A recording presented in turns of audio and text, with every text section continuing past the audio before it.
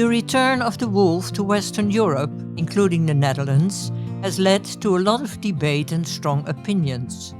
Supporters often focus mainly on the positive sides of the wolf's return, while opponents tend to stress the problems and possible dangers. Both views are largely driven by emotion, are one-sided, and don't do justice to the wolf itself. Luckily, scientists have already carried out extensive research into wolf behavior and ecology.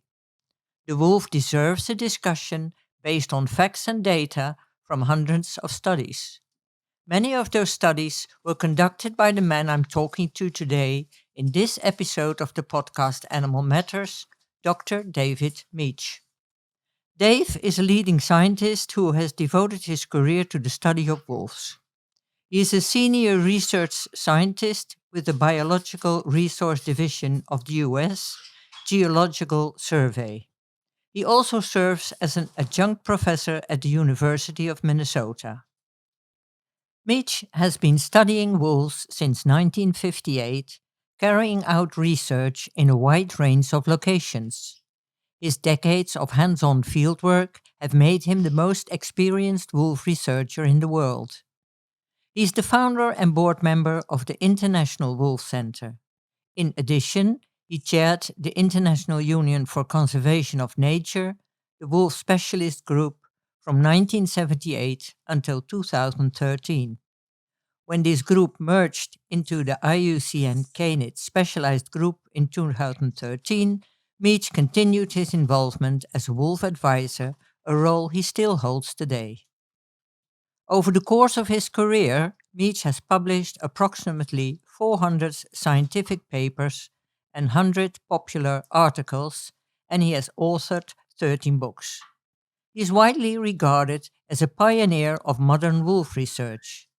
Beginning in the 1960s, he conducted long-term field studies of wolves in North America and was among the first scientists to systematically document their social behavior, territorial organization, and reproduction. His work laid the foundation for how wolves are studied by biologists today. Dave, welcome. In the book The Wolves of Denali, which you co-authored, it says that in Minnesota, where the main prey of wolves are plenty of white-tailed deer, territories tend to be relatively small.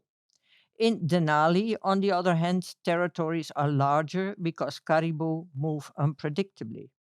It's also suggested that in systems with large and potentially dangerous prey, such as moose or bison, larger packs seem to function better, whereas in other systems, smaller packs can be successful. To what extent do you think optimal pack size is mainly a function of prey risk rather than prey availability?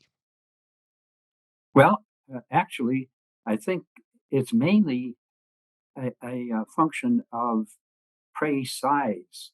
And I say that because when you think about what wolves are preying on in different areas, again, let's compare Minnesota with Denali Park. In Minnesota, white-tailed deer, so that if a pack kills an adult white-tailed deer, there's really not room in terms of being at the carcass. There's not room for more than a few wolves to eat that carcass. Now, if they had a large pack, some of those wolves they'd be fighting too much to get at that carcass. Whereas if they have a large prey animal like a caribou or a moose, especially a moose, far more wolves can get around that carcass at the same time and feed on it. So there's far less competition.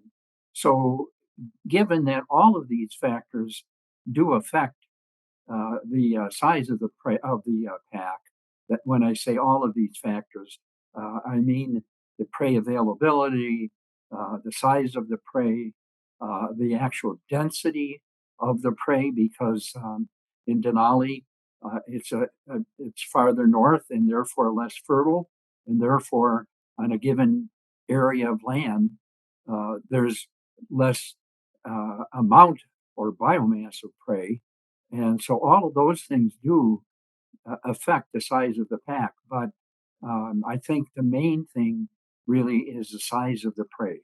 Mhm. Is it true that the larger the wolf pack, the better the pups tend to do? Not necessarily, no. I do not think there's good data that says that the larger the wolf pack, the better the survival of the pups. I think the size of the wolf pack is not so much a function of good pup survival as it is uh, the number of, from other years, the number of those that remain with the pack at the same time, because each year some members of the pack disperse and set out on their own. We can discuss that later if you'd like. But given that, um, in areas where there's larger packs, what that really means is that fewer of the offspring have dispersed at a younger age. Rather, more of them stay with the pack for a longer time rather than dispersing, say, at 1 year of age. They may stay until they're 2 or 3 years and then disperse. And that's what makes larger packs. How quickly do packs adjust their size when prey dynamics change? Almost constantly.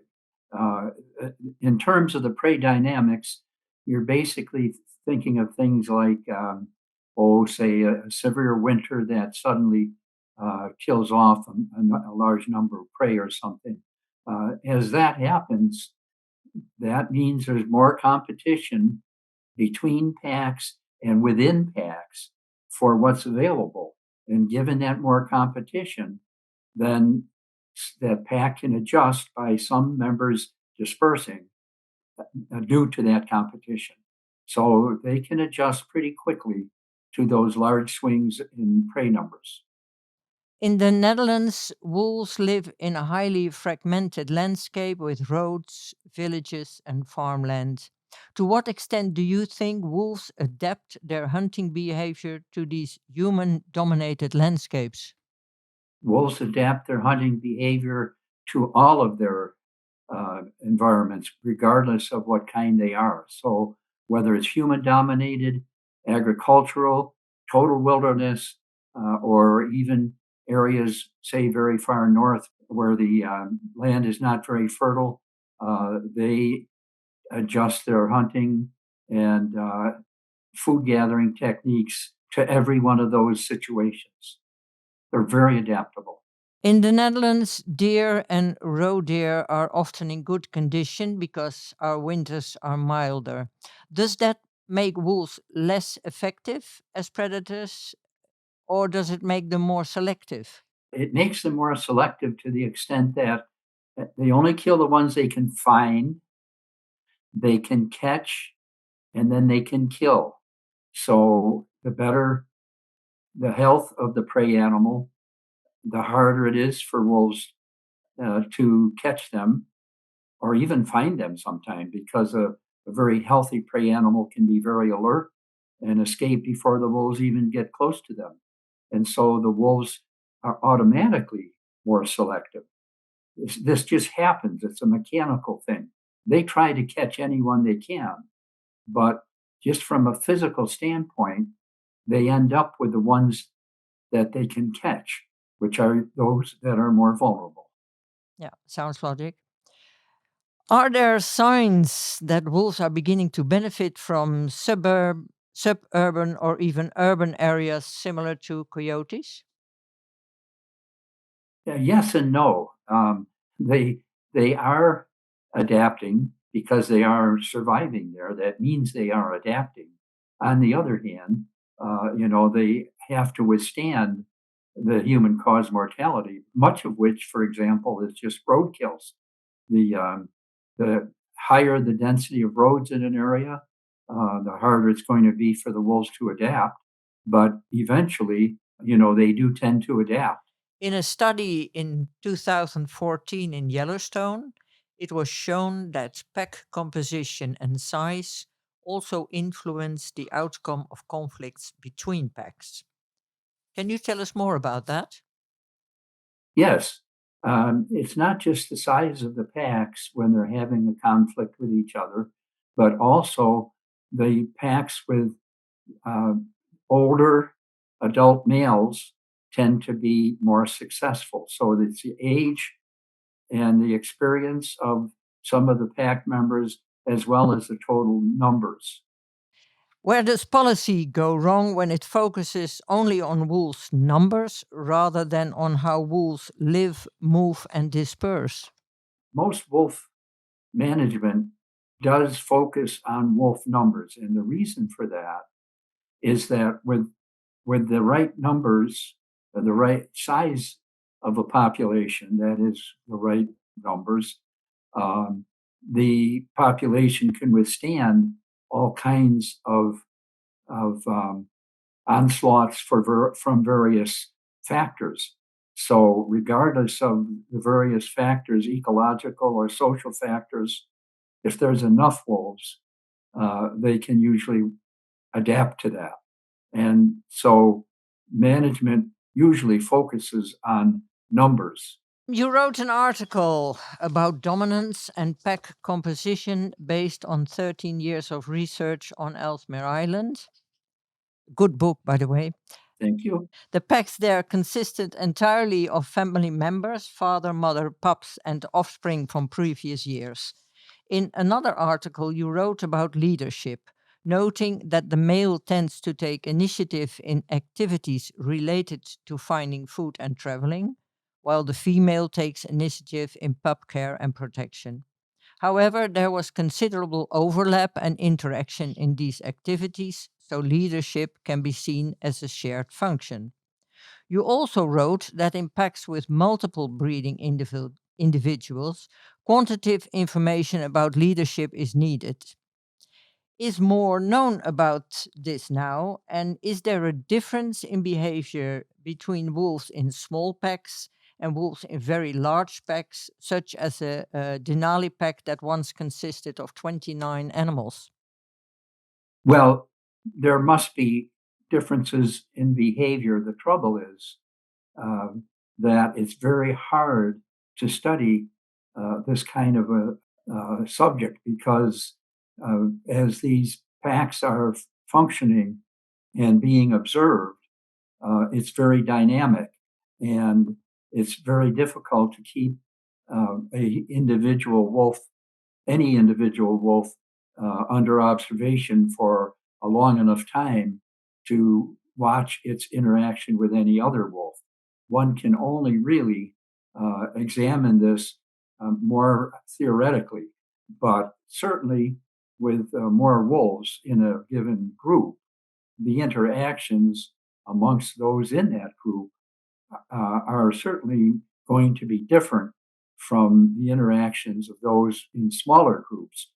We just have not had enough good opportunities to be able to suss out these differences. And it probably will be a long time before we do because these animals are so dynamic in their behavior all the time that it's difficult to keep track enough to make those kinds of observations. Um, Wolves within a pack are social and care for one another. For example, if one wolf is injured and cannot join the hunt, others may bring food back for him or her. In the early 20s, I attended a symposium in Germany where Douglas Smith told the story of a female wolf in Yellowstone who was killed by her own pack members. Her body was completely perforated by their teeth. It's well known that the number one cause of death in wolves is being killed by other wolves, but that usually refers to wolves from different packs. This story concerned the killing of a pack member by her own pack. Does that happen more often, or was this Yellowstone case unique? So far as I know, that Yellowstone case was unique. I know of no other cases where that has happened. I'm familiar with that specific case because it is unique. I mean, given enough time and space, it probably happens at other times, but it certainly must be quite rare, or we would have discovered it sooner. In your research, you've shown that dispersal is not an exception but a normal part of wolf life. Why is dispersal so essential for healthy populations? I would not say that it's essential to healthy populations. I would just say that it is a strictly natural function of the lifestyle of wolves. In other words, um, the way wolves live is very similar to the way, in many ways, to the way humans live. That is, as let's just take humans as an example. In a human family, and of course, as we all know, the wolf pack is basically a family, like a human family. In a human family, as offspring begin to mature, they tend not to stay with the parents, but rather to disperse and seek a mate, a space of their own, and start their own family. That's exactly what happens in a wolf pack. That can be construed as being a healthy part of the wolf lifestyle. I would just say it's a natural part of a wolf pack's lifestyle. In one of your studies, you mentioned wolves traveling hundreds of kilometers. In the Netherlands, a GPS colored wolf traveled more than 2,500 kilometers in 3 months. I sent you um, the website where it was on. Uh, he or she crossing four provinces and passing through the territories of 9 packs. What drives an animal to travel such distances? Is it exceptional? And how dangerous is traveling through the territories of 9 packs? Well, it is dangerous, obviously, and but why do they do it? They do it to try to find a space and a mate. So if they, let's say, for example, a maturing a male or female, either one, begins leaving the pack that is dispersing, and they head out. If there is a neighboring wolf pack territory, they need to continue moving farther to get beyond that territory. If they are in the middle of a large population, they must pass through several territories in order to find a space of their own. And so that drives them to basically travel all these long distances in order to find a space and a mate of their own. I also read that a pup, I was amazed by it, that a pup of nearly 7 weeks old, the pup traveled 39 kilometers in just 12 hours together with his parents. Is that unique? Well, I would say it is, yes. That I actually made that observation and followed them that distance. And I know they could not have done that if they had had more than a single pup. But in that specific case, that's the only pup they had. So it was easier to care for that pup and protect it as they moved that distance. If they had had two or three or four pups, they would not be able to protect all of them and therefore not be able to move such a long distance. Um, in the Wolves of Denali, it is stated that no evidence of inbreeding was found within wolf packs in Denali or Minnesota. In the Netherlands, specifically in the northeastern Veluwe, a brother and sister turned out to be the breeding pair of a wolf pack. DNA research on wolf revealed 5 offspring, which made it possible to identify the parents. Both parents were born in the northern Veluwe and also share the same parents. Is this unique or have you encountered this before? It has happened before. For example, Isle Royal, a large island in Lake Superior in Minnesota, Michigan area, wolves there have inbred for 60 years. And so, yes, it's not, it's certainly not the usual thing. but it does happen, and it can go on for several years without too many deleterious effects. Sooner or later, of course, those effects will show up from inbreeding, but in the first few generations, it won't necessarily show up. Another thing you've shown is that when more wolves die, more wolves begin to disperse. That sounds counterintuitive. Can you explain how that mechanism works? Well, probably the situation is that whatever is causing the large amount of mortality is also causing that dispersal. So, for example, if you have a prey population that for some reason is suddenly much less available, or let's say the population, the prey population itself declines, well, that's going to make for much more competition, which is going to cause more wolf versus wolf mortality, as well as more dispersal. Looking back, what was the most surprising outcome of your 1989 study, Wolf Population Survival in an Area of High Road Density, given the high road density in the study area? The biggest surprise is that the wolves were actually able to survive with that high road density. Until that time, in areas similar to this study area, it was shown that after a certain high density of roads, generally wolves couldn't survive. We showed that in some cases they can survive even in a higher road density. In the Netherlands, we have one of the highest road densities in the world. Besides speed limits and wildlife overpasses, are there other measures that could reduce traffic related wolf mortality? I can't think of any other uh, measures that can be taken besides those two. But looking at the situation and your earlier question, there really are two things going on when we're thinking about wolves living in an area with a high road density. One thing is that wolves, individual wolves, can learn to adapt as we know they're doing, so that they cross the roads at night, for example, when there's less traffic.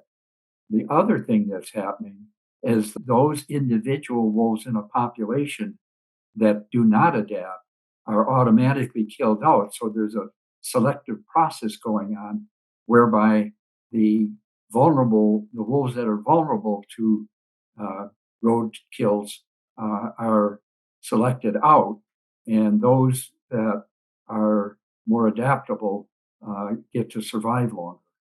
Yeah, the survival of the fittest. Yeah, exactly. Yes. Den site selection. What does wolves' choice of den sites tell us about their perception of risk regarding humans? Well, wolves tend to den away from human activity, and so they perceive it in terms human activity. They perceive human activity in terms of the noise that humans make, the smells that humans make, and the very presence of humans. So they tend to den as far away from all of this as they can, because they do understand that humans are dangerous. In your book, The Ellesmere Wolves, you describe following a female to find out where her den with pups was located. She deliberately misled you, even though she had already experienced you around her den for 3 previous years. You mentioned the possibility of theory of mind, the ability to estimate the intentions of another. This has been demonstrated in other species, for instance, corvids and dogs. How do you view this now? And has there been any research on theory of mind in wolves? I don't know of any research on theory of mind in wolves. Um, it the kind of experience that I described is anecdotal, but it's through some of these anecdotal observations that we have that we can at least hypothesize about some other things. For example, that it does seem to show that wolves do have a theory of mind. Yeah, because why otherwise would she mislead you? Exactly. In your long term wolf prey studies, you observed that wolves often select young animals. In the Netherlands, we also see increased predation on young livestock during the period when roe deer fawns, foals, and calves are born.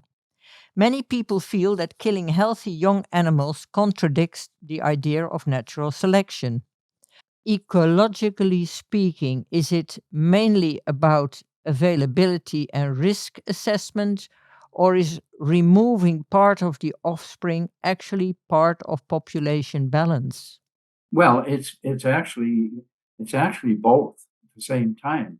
The population balance is just something that happens automatically. The selection of individuals, certain individuals out of a population, is just a function of the way the wolf basically lives and behaves. When wolves are hunting, they end up taking the individuals that they can more easily catch, and those tend to be the ones that are old or weak or sick in some way, debilitated, or the young ones, which are just by virtue of their being young, weak, and easier to kill and more vulnerable. So wolves tend to take more of those, whether it be the young of the roe deer or the red deer or the bison or any other species. All of the younger ones are weaker and more vulnerable than the older ones. So that just shows that wolves do take those kind of individuals.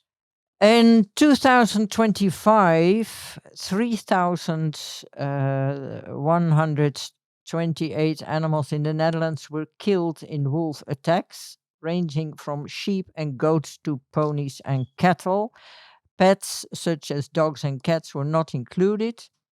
Besides the grief over losing animals, people are frustrated that wolves sometimes kill or severely injure multiple animals while consuming only one or two partially or complete. In Wolves on the Hunt, written by you together with Douglas Smith and Daniel McNulty, observers found 34 caribou calves killed by wolves within a 3-kilometer area, presumably within 24 hours. You also describe a pack that killed 5 elk in a single day.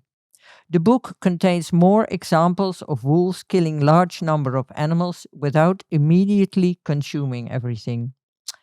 It is often said by people here in the Netherlands that surplus killing does not occur in nature and that wolves only display this behavior because farm animals cannot escape fenced pastures. What is your view on this? Why do wolves sometimes kill more animals than they immediately consume? They sometimes kill more than they immediately consume because they can.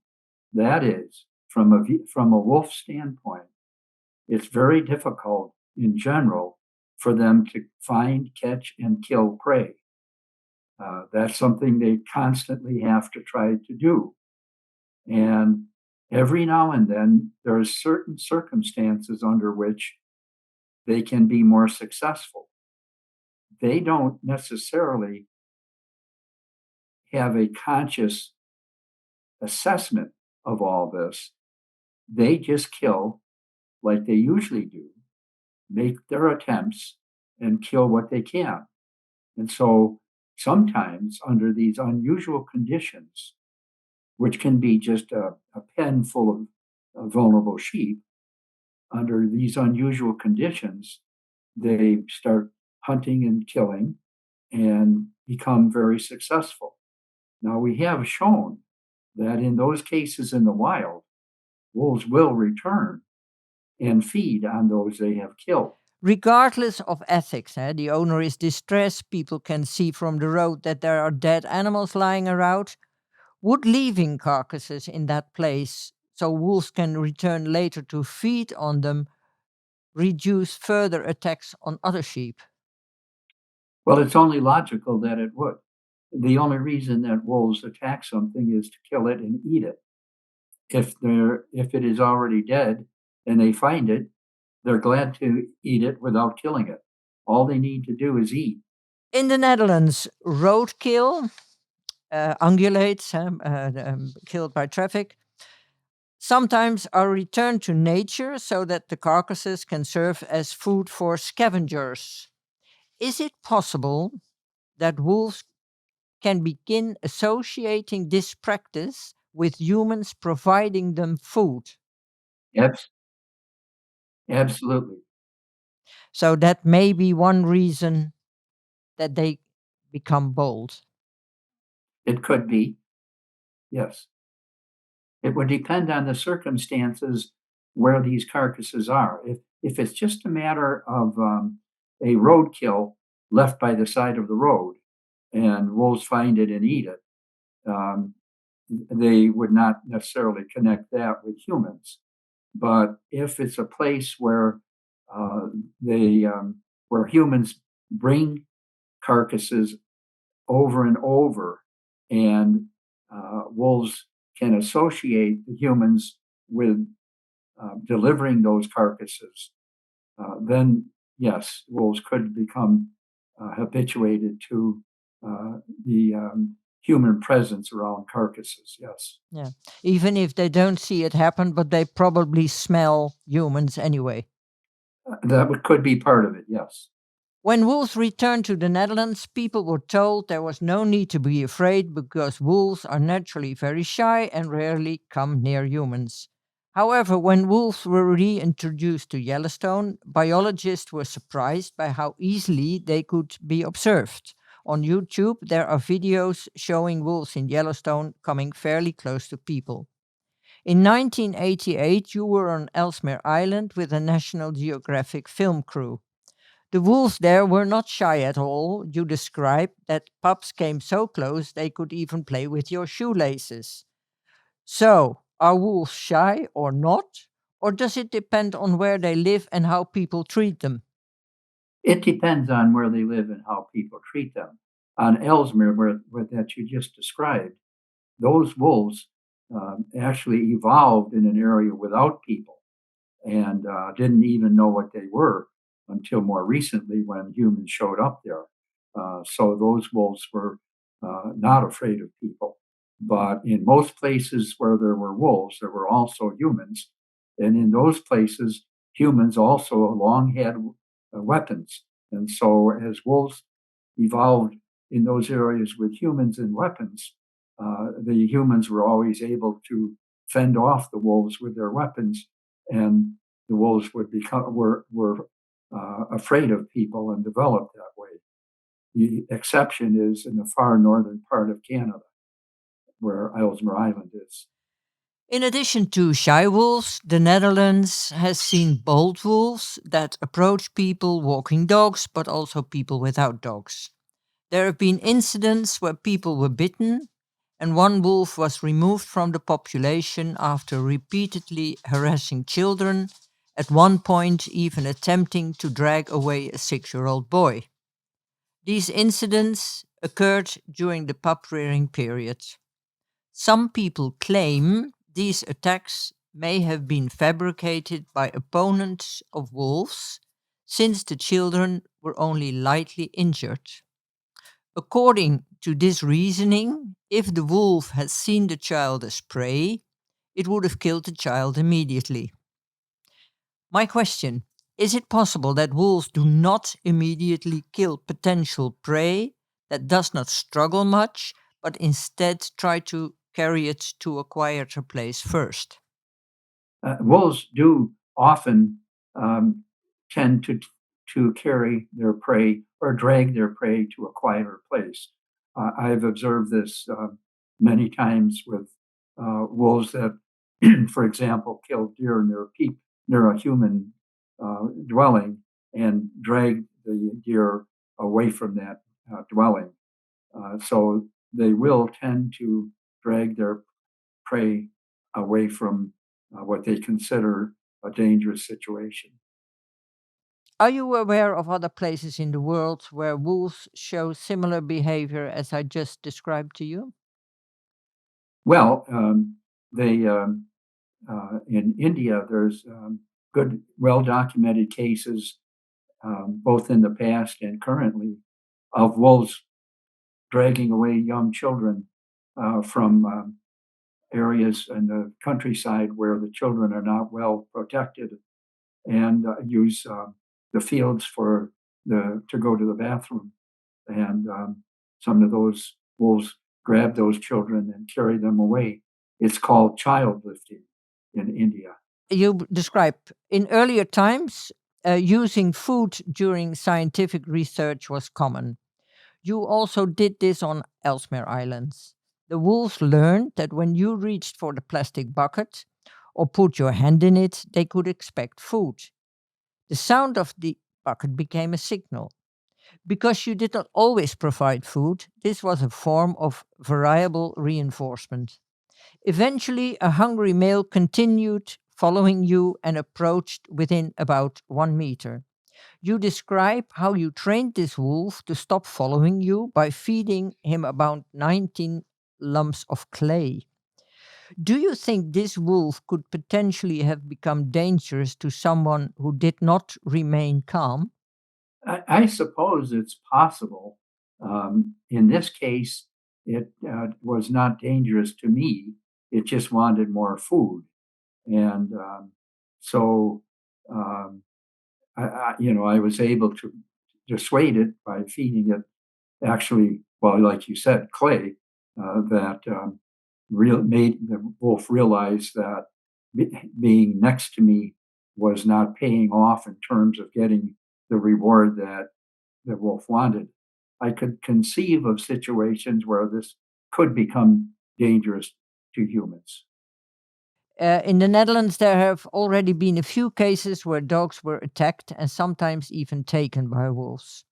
Some dogs have even been attacked and injured in their own yards, and in a very few cases, they've actually been killed. Not all of these incidents have been officially confirmed, and partly because of that, some supporters of wolf believe these stories are made up to make wolves look bad. A study from Poland called Discarded Carrion of Poultry Lures Wolves to Farms mentions that wolves do eat dogs and cats, but it also clearly states that the vast majority of a wolf's diet consists of wild animals. Another study from Finland, Interaction Between Wolves and Dogs in Finland, 2004, shows that wolves regularly kill dogs, mostly near homes and sometimes during hunting. The attacks seem to be partly territorial, but dogs are often fully or partially eaten, which suggests that predation also plays a role. The Netherlands has a dog population of about 1.7 million dogs. So, how worried should dog owners in the Netherlands really be? And what can you tell us about wolves and dogs? The study in Finland is pretty typical of what we have in the United States in terms of wolves versus dogs. Um, Anyone with a hunting dog, for example, in areas where there's wolves in the US, must be very careful with their hunting dog because wolves do kill hunting dogs frequently. And um, well, it's as I said, the situation here is very much as what's been reported in Finland, and I would say it would develop that way in the Netherlands, and in fact, it already is. The problem is that many people do not know or do not believe that wolves do this. And dog owners in the Netherlands are used to being able to walk their dogs in the forest, in nature. And people who live in rural areas are used to letting their dogs run freely on their property. Sure, but it's going to continue to happen. It's the way it happens wherever there's humans, wolves, and dogs. In 2012, you wrote the article, Is Science in Danger of Sanctifying the Wolf? In 2017, the study, Can We Save Large Carnivores Without Losing Carnivore Science, was published. From both, I understand that it's not always that the presence of wolves automatically leads to a trophic cascade. Do you see wolves mainly as a regulating factor or as part of a more complex ecological system? And can the vision that applies to parts of North America be directly applied to a country like the Netherlands, where all wildlife lives in heavily human influenced landscape? The There's no question that wolves do contribute to trophic cascades under natural conditions like Yellowstone Park. The degree to which they contribute depends on the area itself and what the other ecological factors are. In areas where the humans predominate so much, particularly like the Netherlands, these trophic cascades are really not showing up. That is, human activities, human behavior, human development of areas predominates so much that any effect, any ecological effect by wolves would just be overcome by all of the anthropogenic factors. In the United States as well, there are places with strong polarization between supporters and opponents of wolves. In your view, what could help both sides of the debate rely more on facts and less on emotions? Uh, the answer is just science-based education, and that's why we started the International Wolf Center to take care of this particular issue, to try to uh, promulgate science-based information to minimize the effect of the propaganda that comes from both those that are strongly pro-wolf and strongly anti-wolf. Finally, you are 88 years old. 89. You have studied wolves your entire life. If you are granted enough time, what is still on your wolf related bucket list? Well, I'm trying to finish a book called The History of Wolf Recovery, and it is semi-autobiographical that is using the topic of wolf recovery to show also my trail through my life as a wolf biologist, and I'm trying to finish that in the next few months. I'm looking forward to it. I've read all your books and I think they're fabulous. Thank you. Thank you very much for joining me and for sharing part of your knowledge in this podcast. I sincerely hope it contributes to the discussions surrounding the return of the wolf in the Netherlands. Thanks very much. Yeah, you're quite welcome, Debbie.